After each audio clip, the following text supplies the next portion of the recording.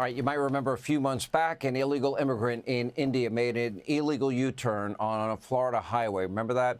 Causing a crash. It killed three Haitians living in the U.S. under temporary protected status. The illegal was only behind the wheel because he had a commercial driver's license from California, also one in Washington, which he only got because California gives out regular driver's license, even commercial ones, to illegals. Once you have one of those, not too difficult to upgrade to a commercial license. Remember, we found out after that deadly accident that killed innocent people that this illegal driver, he couldn't read. He couldn't read road signs, didn't understand English. In other words, the entire situation was caused by California's sanctuary state policies. He also has that license in Washington state.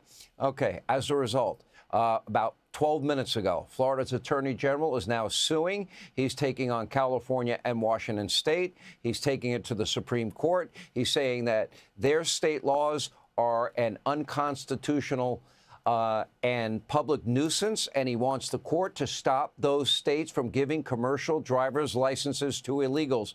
And breaking tonight, the Department of Transportation announcing under Sean Duffy that it will be withholding $40 million in grant money from the state of California for failing to uphold the English language proficiency requirements for truck drivers.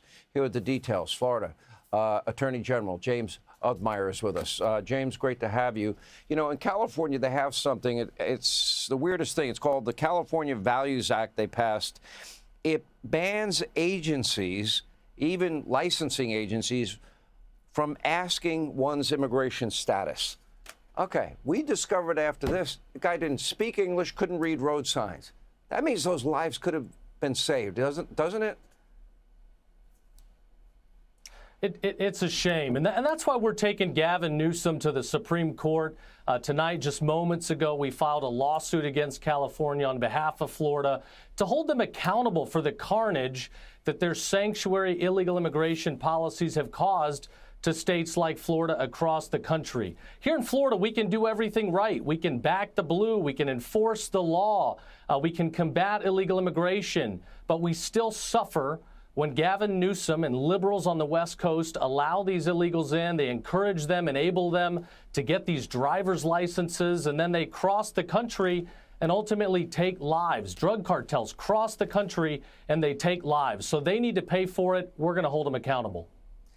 You know, I've been asking this question of everybody over and over again on this show.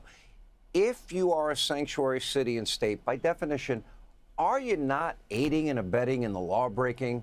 I mean, how are they not culpable if you're giving taxpayer benefits to people that don't belong in this country, didn't respect our laws, our borders, our sovereignty?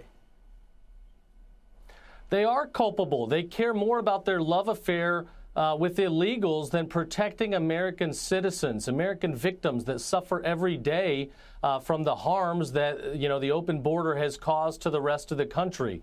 And that's why we're bringing this lawsuit. We've seen across the country these days, you know, soft on crime policies, they don't work. Brutal stabbings where people have been released 14 prior times. In Florida, that doesn't fly. We're tough on crime. We hold people accountable. We enforce the law. And we want people behind bars for as long as possible.